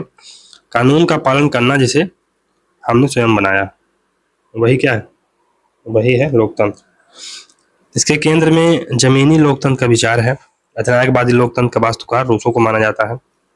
सहभागी समाज का समर्थन है, बेसिकली ये रूसो समर्थन किया है। लोकतंत्र के आधुनिक या आनुभाविक जो सिद्धांत हैं, तो अनुभवपरक सिद्धांत ये शुम्पीटर से रिलेटेड है। शास्त्रीय सिद्धांत की आलोचना की है और इसमें नेतृत्व महत्वपूर्ण है, ऐसा बोलता है। जनता की भूमिका निष्क्रिय, उदासीन जैसी रहती है लोकतंत्र में और प्रतिनिधि प्रमुख होते हैं। शुम्पीटर कैसा मानना है? बहुलवादी सिद्धांत रॉबर्ट डहल, सार्टोरी एवं कॉर्न होजर का है। जनता एवं नेताओं के बीच मध्यवर्ती समूह महत्वपूर्ण होते हैं, ऐसा इनका मानना है। Arthur Bentley, Truman, Dahl, Lipset ये क्या कहते हैं कि बहुलवादी लोकतंत्र में व्यक्ति की बजाय समूह अधिक महत्वपूर्ण हो जाते हैं। बहुसंख्यक लोकतंत्र को वेस्टमिनिस्टर मॉडल के रूप में एक प्रकार से परिभाषित करते हैं। उग्रवादी सिद्धांत, तो इसमें मैनहीम, बोटोमोर एवं बचास हैं, प्रतिपादक हैं इसके उग्रवादी सिद्धांत के। तो अर्नेस्टो लेक्लाउ और जेंटल मौफे। अर्थ क्या है? लोकतंत्र की जड़, यानी कुल मिला के ग्रास रूट डेमोक्रेसी की बात करते हैं। शास्त्रीय सिद्धांत के समर्थक हैं बेसिकली। सत्ता एवं शक्ति का विकेंद्रीकरण महत्वपूर्ण है इनके लिए। सहमति की जगह भिन्नताओं, असहमति एवं विरोध का समर्थन ये उग्रवादी सिद्धांत करता है। उदारवादी सिद्धांत John Locke, Adam Smith, Montesquieu, Bentham से रिलेटेड है। सीवी मैकफरसन क्या बोलते हैं कि एक व्यक्ति के लिए एक मत का समर्थन किया है। वह इसके मात्रात्मक के साथ साथ गुणात्मक पक्षों पर भी पूरा ध्यान देते हैं। जो उदारवादी जनवादी लोकतंत्र सिद्धांत ये बुर्जुआ प्लस निम्न बुर्जुआ प्लस सर्वहारा या सम्मिलित लोकतंत्र से हम कह सकते हैं, लेकिन नेतृत्व सर्वहारा का होगा। पूर्वी यूरोप एवं चाइना में मॉडल विकसित, या चाइना वाला मॉडल है। इसमें संक्रांतिकारी अवस्था एवं अवसरवादी तरीका है ये बेसिकली। फिर है जो गांधीवादी सिद्धांत है, ये विनोबा भावे, जयप्रकाश नारायण, सत्य अहिंसा की मान्यता पर आधारित है। ये विनोबा भावे एवं जयप्रकाश नारायण ने इसको अपनाया। फिर राजदमन एवं हिंसा का प्रतीक है, ऐसा इनका मानना है। लक्ष्य क्या है? सर्वोदयी समाज की स्थापना, नैतिक, आध्यात्मिक तथा धार्मिक आधारों पर राज्य का विरोध ये करते हैं। अभिजनवादी विशिष्ट वर्गीय सिद्धांत, तो इसमें पेरेटो है, मोस्का है, मिचेल्स है, सार्टोरी है, सुम्पीटर है, काल्मेनहाइम है, रोमानदोरा है। विशिष्ट वर्गों की बहुलता की बात करते हैं और एकीकृत प्रवृत्ति नहीं होती, एक अधिकार प्रवृत्ति नहीं होती। शासन कुछ ही लोग करते हैं, शेष मताधिकार उन्हें सीमित करते हैं, मेनहाइम ऐसा बोलता है। सहभागी लोकतंत्र, अरस्तू, Rousseau, Nicholas Poulantzas, Macpherson, Carole Pateman, Benjamin Barber से रिलेटेड है। इसमें पारदर्शिता, जवाबदेही, विकेंद्रीकरण की बात की जाती है। सार्वजनिक नीति निर्माण एवं शासन में जनता की निरंतर सहभागिता होनी चाहिए, ऐसा इनका मानना है। डिलिबरेटिव डेमोक्रेसी, जिसे विमर्शी लोकतंत्र कहते हैं, ये जॉन रॉल्स हैबरमास से रिलेटेड है। लोकतंत्र का यह स्वरूप सार्वजनिक हित को परिभाषित करने में अपना काम करता है, प्रवचन एवं बहस की आवश्यकता पर बल देता है। यह लोकतंत्र न्याय, स्वतंत्रता, समानता आदि के प्रक्रियात्मक एवं तात्विक दोनों रूपों का सम्मिलन चाहता है। विमर्शी लोकतंत्र के लिए विभिन्न विचारक एवं अलग अलग शब्दियां बनी हैं। तो तर्कमूलक लोकतंत्र, ये बेसिकली कॉन्सेप्ट किसका है? जॉन ट्राइजेक का है। संचारात्मक लोकतंत्र, ये जो कॉन्सेप्ट है आयरिस मेरियन का है। तर्क बुद्धिवादी लोकतंत्र, ये सिमोन चैम्बर्स का कॉन्सेप्ट है। और संघर्षपूर्ण लोकतंत्र फिलिप पेटिट से रिलेटेड। सामाजिक लोकतंत्र, तो इसमें अर्थशास्त्री जो कीन्स हैं, जैसे हम कीन्सियनवाद भी कह सकते हैं, लोकतांत्रिक संरचना एवं प्रक्रियाओं पर बल देता है, आर्थिक प्रक्रियाओं पर लोकतांत्रिक नियंत्रण की बात ये करता है। सामाजिक एकजुटता प्लस संस्थागत संरचनाओं के विकास पर इसका बेसिकली फोकस है। Democratic socialism, Sidney Webb, Tawney एवं लास्की एवं एटली से रिलेटेड है। आरएच क्रॉसमैन, प्रजातंत्रात्मक समाजवाद प्रयोगात्मक है, ऐसा बोलते हैं। आरएच क्रॉसमैन क्या बोलता है कि प्रजातंत्रात्मक समाजवाद प्रयोगात्मक है। लोकतंत्र के कुछ अन्य प्रकार, तो जनमत संग्रही लोकतंत्र, संवैधानिक एवं महत्वपूर्ण सार्वजनिक मुद्दों पर जनमत संग्रह होता है। कमजोर लोकतंत्र की अवधारणा बेंजामिन बारबर देता है। अनुदान लोकतंत्र, ये फरीद जकारिया से रिलेटेड है। सहवर्तनी लोकतंत्र, अरेंज लेजवार्ड का कॉन्सेप्ट है। एसोसिएशनल या कंसोसिएशनल डेमोक्रेसी। डेलीगेटिव डेमोक्रेसी, ये गुइलेर्मो ओ डोनेल से रिलेटेड है। औद्योगिक लोकतंत्र, इंडस्ट्रियल डेमोक्रेसी कहते हैं, सिडनी वेब एवं ब्रिटिश वेब से रिलेटेड है। सर्वदेशीय लोकतंत्र, डेविड हेल्थ से रिलेटेड है, कॉस्मोपॉलिटन डेमोक्रेसी। ई लोकतंत्र, ये डिजिटल या साइबर लोकतंत्र भी इसे कहते हैं।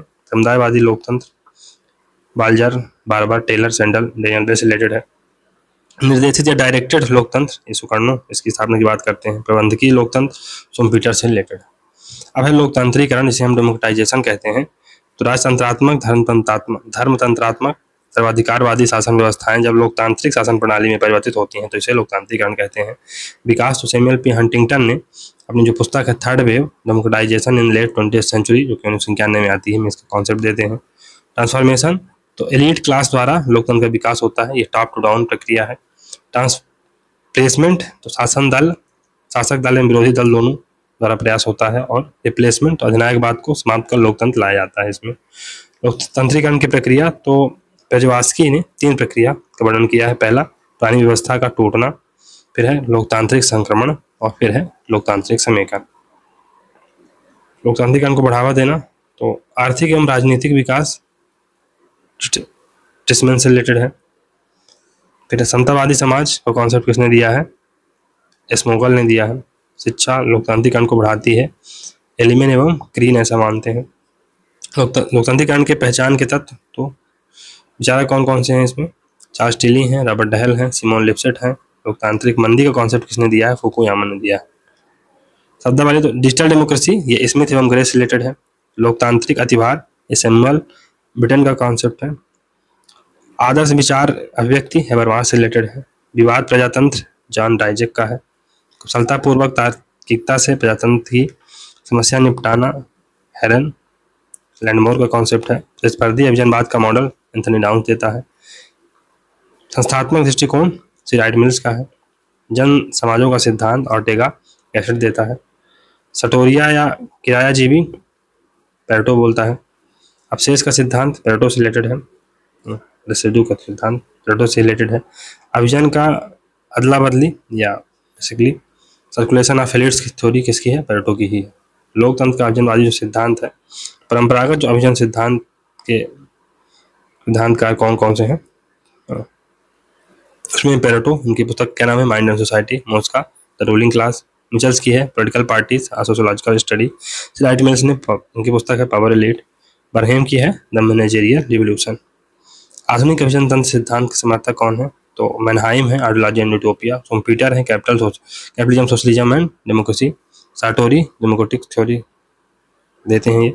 जिगलर तो आयरन लॉ ऑफ डेमोक्रेसी की बात करते हैं। Downs and economic theory of democracy, ये उनकी पुस्तक है। जेम्स मिशेल का विचार 3 C's की बात करते हैं। पहला है कॉन्शियसनेस ग्रुप, दूसरा है कोहेरेंस, तीसरा है कॉन्स्पिरेसी। बुक्स तो रॉबर्ट डेल की है अ प्रीफेस टू डेमोक्रेटिक थ्योरी 1957 में आती है। पॉलियार्की पार्टिसिपेशन एंड अपोजिशन 1971 में आती है, भी रॉबर्ट डेल की पुस्तक है।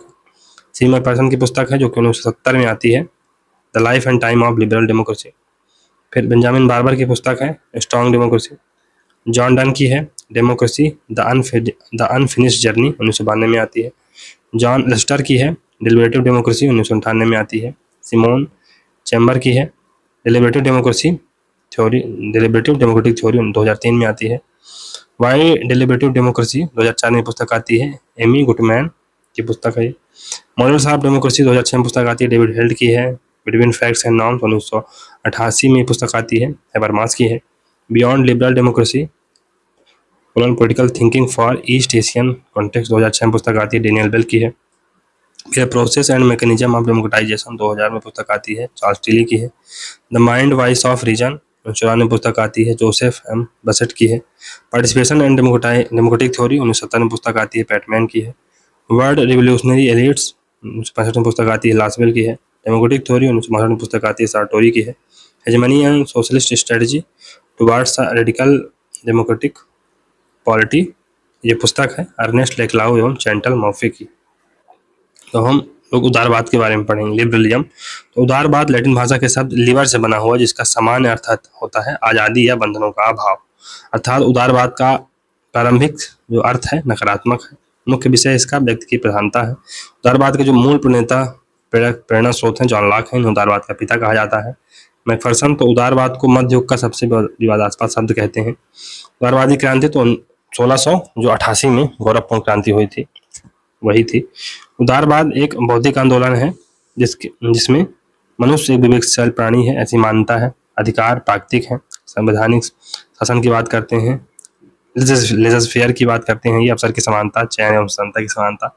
कृत्रिम संस्था की बात करते हैं, कृत्रिम संस्था कौन होगा? राज्य होगा। उदारवाद के प्रमुख जो केंद्रीय विचार हैं तो व्यक्तिवाद पर ही आधारित है। स्वतंत्रता एवं सहमति को ये प्राथमिकता देते हैं। फिर मानव की विवेकशीलता पर इनका बल है।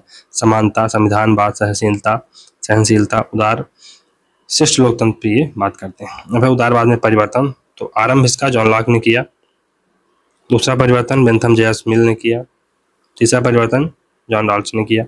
उदारवाद की शुरुआत इंग्लैंड से हुई, बाद में फ्रांस एवं अमेरिका तक पहुंचा। है उदारवादी जो विचारधारा है निजीकरण का समर्थन करती है तथा निजीकरण ने वैश्वीकरण को जन्म दिया है। उदारवाद राज्य एक न्यूनतम राज्य होता है। उदारवाद के प्रकार तो शास्त्रीय उदारवाद जिसे हम क्लासिकल लिबरलिज्म कहते हैं, इसे हम नकारात्मक उदारवाद भी कह सकते हैं। इसके समर्थक हैं John Locke, Spencer, Mill, Thomas Paine, Acton, de Tocqueville, Madison, Jefferson और Hamilton. Adam Smith, David Ricardo, Malthus या शास्त्री हैं। स्वत्वमूलक व्यक्तिवाद जैसे भी इंडिविजुअलिज्म सी मैकफर्सन का कॉन्सेप्ट है। राज्य एक आवश्यक बुराई है, थॉमस पेन ऐसा बोलते हैं। अनुवादी समाज पहली राज्य न्यूनतम राज्य का समर्थन ये करते हैं। क्लासिकल जो लिबरल्स हैं, लेजर-फेयर में इनका विश्वास है, जैव व्यक्तिवाद में इनका विश्वास है और सीमित सरकार पर ये भरोसा करते हैं। शास्त्रीय उदारवाद कई सिद्धांत पर आधारित, पहला प्राकृतिक अधिकार के सिद्धांत पर आधारित है। उपयोगितावाद व आर्थिक उदारवाद सामाजिक डार्विज्म के कॉन्सेप्ट पर ये आधारित है। सोशल डार्विज्म के कॉन्सेप्ट पर ये आधारित है। आधुनिक उदारवाद मॉडर्न लिबरलिज्म तो 1960 दशक के बाद उभर कर सामने आया। इसमें कल्याणकारी राज का समर्थन किया गया। शब्द का प्रयोग सबसे पहले किसने किया है? कल्याणकारी राज शब्द का आर्क बिशप टेम्पिल ने। राज्य की सकारात्मक कार्यवाही, कीन्स का आर्थिक दर्शन और बेब्रिज रिपोर्ट 1942 में जो आई थी ब्रिटेन में, वो इसका बेस तैयार करते हैं। शुरुआत इसकी जे.एस. मिल से होती है। वास्तविक शुरुआत करता टी.एच. ग्रीन को माना जाता है। समर्थक हैं लॉस्की हैं, टॉनी हैं, हॉब्स है, मैकआइवर हैं, हॉब्सन हैं, जी.एस.डी. कॉल हैं।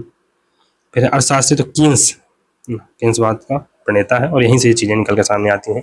विशिष्ट विचारों में शामिल तो व्यक्तित्व है। सकारात्मक स्वतंत्रता की बात करता है। सामाजिक उदारवाद एवं आर्थिक प्रबंधन की बात करते हैं ये।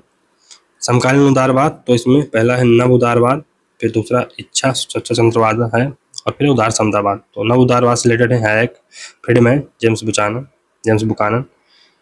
प्रयोग, तो पेरिस में जो 1938 में सम्मेलन हुआ था, ये आर्थिक स्वतंत्रता पर इनका ज़्यादा ध्यान केंद्रित रहता है। खुली अर्थव्यवस्था के पक्षधर हैं, संवैधानिक लोकतंत्र, अधिकार उदारवादी है ना, उदारवादी अधिकार स्वतंत्रता, व्यक्तिगत स्वतंत्रता की बात करते हैं। आलोचना, तो असमानता, बाजार का कट्टरवाद एवं वैश्वीकरण के खतरे की आलोचना करते हैं। फिर है इच्छा स्वतंत्रवाद, रॉबर्ट नॉजिक, फ्रीडमैन, हैक से रिलेटेड है। मुरे है ना, रोथबार्ड भी इसमें है। ये न्यू क्लासिज्म से रिलेटेड है, नव दक्षिणपंथी हैं ये। मुख्य तर्क क्या है, फिसलन वाली चढ़ाई की बात करते हैं। शास्त्रीय उदारवाद, पुनरावृत्ति, शास्त्रीय उदारवाद के यहाँ पर पुनरावृत्ति होती है।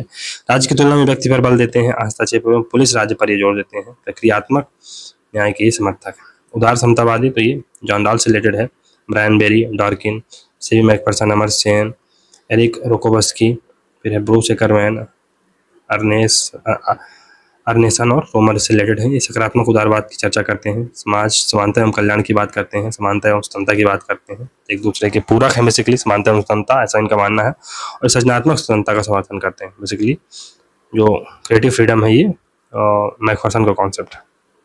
अब है अंधारवाद या रूढ़िवाद, जिसे हम कंजर्वेटिज्म कहते हैं। तो विचारधारा क्या है ये, तो जो धार्मिक, सांस्कृतिक व राजनीतिक मामलों में रूढ़ियों एवं परंपराओं को महत्व देते हैं, अमूल चूल परिवर्तन का विरोध करते हैं। समर्थक हैं इसके, तो परंपरागत रूढ़िवाद, यथास्थिति का समर्थन करते हैं। रूढ़िवाद विचारधारा का निषेध है, रूढ़िवाद विचारधारा का निषेध है, ऐसा एच.एस. होवन जो बोलते हैं। अंधारवाद की जो प्रमुख मान्यताएं हैं, यथास्थितिवाद की विचारधारा है ये। मूल विश्वास, तो ये परंपरा एवं सत्ता को मुख्य मानते हैं। तर्क का बहिष्कार करते हैं। पूंजीवाद, आर्थिक व्यक्तिवाद एवं कुलीन तंत्र का ही समर्थन करते हैं। फिर है रूढ़िवाद का जो बौद्धिक विकास है, इसमें रूढ़िवादी विचारक रास्तु रूढ़िवाद की शुरुआती झलक इसमें देखने को मिलती है। आधुनिक रूढ़िवादी में रिचर्ड हुकर है, इंग्लैंड के चर्च में पादरी थे, ये प्रोटेस्टेंट धारों के विरोधी थे। डेविड ह्यूम, आधुनिक युग में ह्यूम को रूढ़िवाद का प्रमुख दार्शनिक माना जाता है। अनुभववाद का समर्थन उन्होंने किया है और राजनीतिक बुद्धिवाद एवं कल्पनावाद का विरोध किया। एडमंड बर्ग, तो आधुनिक रूढ़िवाद के जनक हैं ये। फ्रांस की नवीन क्रांति की समीक्षा की है, उनकी पुस्तक का क्या नाम था, reflection on revolution in France. व्यक्ति नासमझ है पर जात समझदार होती है, बर्ग ऐसा बोलते हैं। प्राकृतिक अधिकारों का आलोचना इन्होंने की। बर्ग एंग्लो अमेरिकी रूढ़िवादी राजनीतिक परंपरा के पिता थे। समकालीन अंधारवाद, इसमें माइकल ऑक्सफोर्ड हैं, 1901 से 1990 ब्रिटेन से थे ये। समकालीन अंधारवाद के प्रमुख नायक रहे हैं। तर्क बुद्धिवाद का विरोध किया। राजमर्मज्ञ का कार्य क्या है, सबसे छोटी बुराई को चुनने की कला। ऑक्सफोर्ड के अलावा लियो स्ट्रॉस एवं हन्ना अरेंट भी परंपरावादी रूढ़िवादी विचारक हैं। फिर है फ्रेडरिक वान हैक, ये ऑस्ट्रिया के थे, नव दक्षिणपंथी थे, अर्थशास्त्री एवं राजनीतिक दार्शनिक थे। बेसिकली व्यक्तिवाद एवं बाजारवाद में विश्वास करते थे। आलोचना इन्होंने समाजवाद की आलोचना इन्होंने की है। फिर रॉबर्ट नॉजिक, अमेरिका के थे, अधिकार आधारित स्वतंत्रवाद का विकास किया। न्याय संगत चोरी की बात ये करते हैं। फिर समर्थन इन्होंने न्यूनतम सरकार, न्यूनतम राज्य एवं न्यूनतम कराधान का इन्होंने समर्थन किया है। एरविन क्रिस्टल, ये अमेरिका के थे, अमेरिकन नव रूढ़िवाद के ही नायक रहे हैं। समर्थन तो इन्होंने बाजारवाद के समर्थन किया है और आलोचना किसकी की है, सामाजिक नैतिकता एवं स्वतंत्रता की। रूढ़िवाद की केंद्रीय मान्यताएं, तो ये परंपराओं का सम्मान करते हैं, मानव अपूर्णता में विश्वास करते हैं, नैतिक जैविक समानता की बात करते हैं, पदानुक्रम एवं प्राधिकार में विश्वास करते हैं, संपत्ति की संस्था अनिवार्य है, ऐसा इनका मानना है। रूढ़िवाद के विभिन्न रूप, तो सत्तावाद रूढ़िवाद, ये जोसेफ डी मैस्ट्रे का है, फ्रांस से रिलेटेड है, ये महाद्वीपीय यूरोपीय परंपरा से रिलेटेड है। पैतृक रूढ़िवाद एडमंड बर्ग का कॉन्सेप्ट है, ये आंग्ल अमेरिकी परंपरा है। वन नेशन रूढ़िवाद, ये बेंजामिन डिसरायली से रिलेटेड है, आंग्ल अमेरिकी परंपरा है ये। उदार रूढ़िवाद, ये हैक, फ्रीडमैन, नॉजिक से रिलेटेड कॉन्सेप्ट है, ब्रिटेन एवं अमेरिका में रहा। नव दक्षिणपंथी न्यू राइट्स, तो नव दक्षिणपंथी में नव उदारवाद प्लस नव रूढ़िवाद के कॉन्सेप्ट देखने को मिलते हैं, ये नव उदारवादी परंपरा है। तो नव उदारवाद शास्त्रीय उदारवाद से प्रेरित है, परमाणुवाद पर इसका भरोसा है, स्वतंत्रवाद से रिलेटेड है, ये अवसर की समानता, मिनिमल स्टेट और भूमंडलीकरण के समर्थक है। जबकि नव रूढ़िवाद ये शास्त्रीय रूढ़िवाद से रिलेटेड है, जैविकवाद, सत्तावाद, प्राकृतिक श्रेणीबद्धता, स्ट्रॉन्ग स्टेट और भूमंडलीकरण के विरोधी। फिर है ईसाई जो लोकतंत्र है, ये सामाजिक बाजार अर्थव्यवस्था पर विश्वास है इनका, है ना। राइन अल्पाइन पूंजीवाद, जर्मन पूंजीवाद का कॉन्सेप्ट है ये। एकात्म मानववाद जैक्स मेरिटन से रिलेटेड है। ईसाई लोकतंत्र के प्रतिपादक रहे हैं जैक्स मेरिटन। परोपकारी वैश्विक प्रधान ब्रिल क्रिस्टल एवं रॉबर्ट केगन है। पैट्रियार्का ये रॉबर्ट फिल्मर की पुस्तक है, 1980 में आती है। राजतंत्र और रूढ़िवाद का उन्होंने समर्थन किया है। फिर है मार्क्सवाद, तो मार्क्स द्वारा प्रतिपादित समाजवाद मार्क्सवाद कहलाता है। एक क्रांतिकारी वैज्ञानिक समाजवाद इसको क्लेम करते हैं मार्क्स। मार्क्स के बाद उनके विचारों को आगे बढ़ाया तो एंजल्स, कार्ल काउट्स्की जो जर्मनी के थे, और प्लेखानोव ने आगे बढ़ाया रूस के। रूढ़ मार्क्सवाद कहा जाता है, या जिसे हम ऑर्थोडॉक्स मार्क्सिज्म कहते हैं। तो मार्क्सवादी कौन थे? ऑर्थोडॉक्स मार्क्सवादी कौन थे? तो लेनिन, स्टालिन, माओ के सिद्धांत ये ऑर्थोडॉक्स मार्क्सिज्म से रिलेटेड थे। नव मार्क्सवादी इसमें लुकाच हैं, ग्रामसी हैं, मार्क्यूजे हैं, रेनो हैं, अल्थ्यूजर हैं और गोल्डमान हैं। मार्क्सवाद के प्रकार, तो पहला है शास्त्रीय या रूढ़िवादी मार्क्सवाद। इसका प्रारंभ कार्ल मार्क्स के विचारों से देखने को मिलता है। द्वंदात्मक भौतिकवाद शब्द का प्रयोग प्लेखानोव द्वारा होता है। क्रांतिकारी या हराबल दस्ता वेनगार्ड पार्टी का सिद्धांत लेनिन का था। नव मार्क्सवाद की लेनिन, स्टालिन और माओ की व्यवस्था को अस्वीकार करते हैं।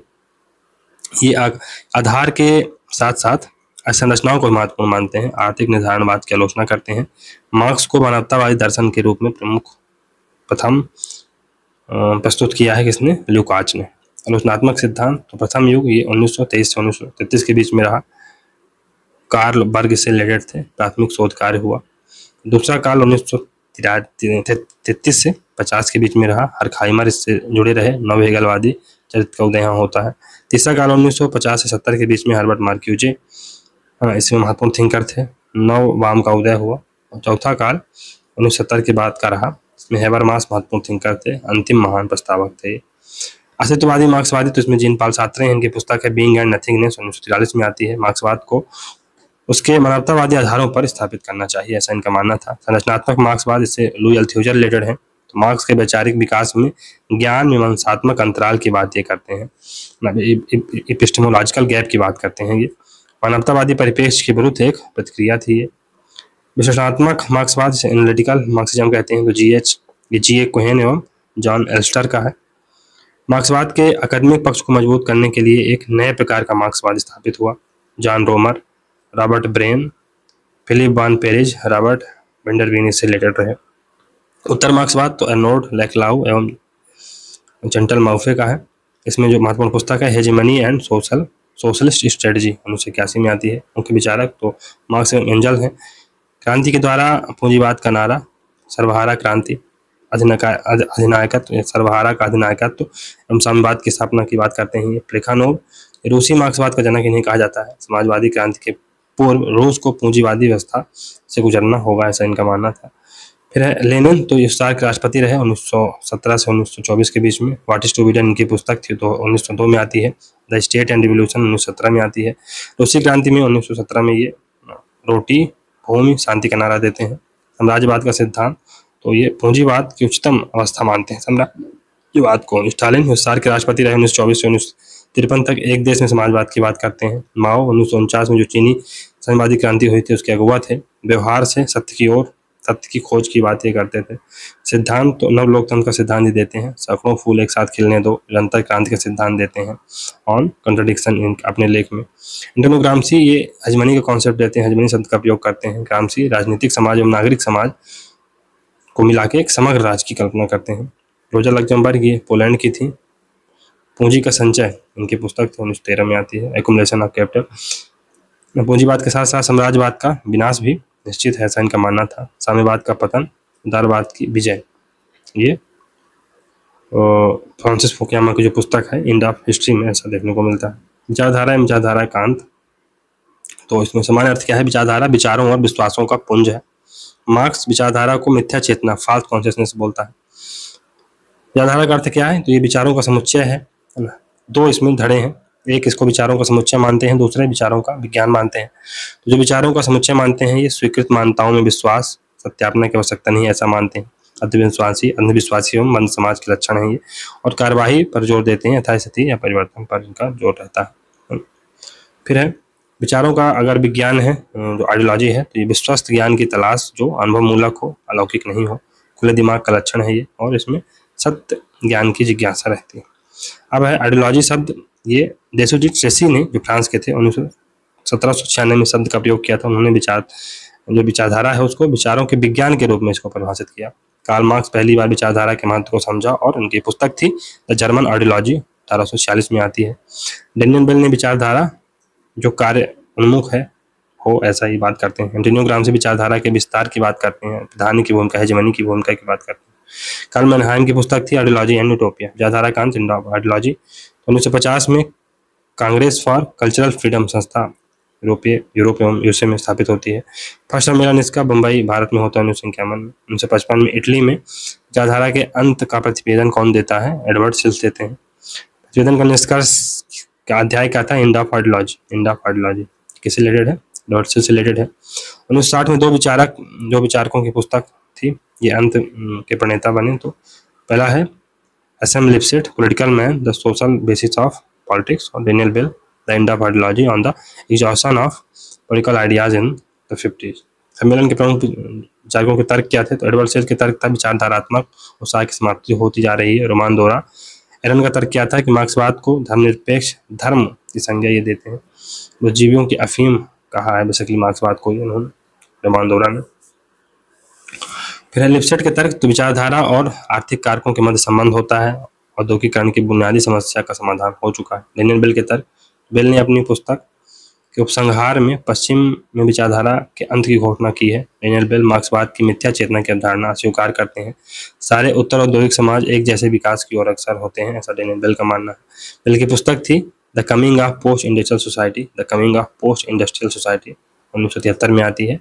The cultural contradiction of capitalism, 1976 में पुस्तक आती है। अन्य विचारक तो जेके गैल्ब्रेथ हैं, इनकी पुस्तक है द न्यू इंडस्ट्रियल स्टेट, 1968 में पुस्तक आती है। रैल्फ डार्फ की पुस्तक है यूरोपीय समाज उत्तर पूंजीवाद दौर में पहुंच चुका है। एंथनी गिडेंस की पुस्तक है beyond left and right, the future of radical politics, 1994 में पुस्तक आती है। फ्रेडरिक जेमेसन की पुस्तक है post modernism and cultural logic of late capitalism, 1991 में ये पुस्तक आती है। मैनहाइम की पुस्तक क्या नाम है? विचार प्रभावित युग या विचार तंत्र। सिराइट मिल विचारधारा के अंत के समर्थकों को यथास्थिति के समर्थक बताते हैं, सिराइट मिल्स। चलिए दोस्तों, यहाँ से हमारा चैप्टर समाप्त होता है। अगर आपको वीडियो सीरीज अच्छी लग रही है तो वीडियो को लाइक करें, चैनल को सब्सक्राइब करें, ज़्यादा से शेयर करने का प्रयास करें। मिलते हैं अगले वीडियो में, तब तक के लिए goodbye. Thank you very much for discussion.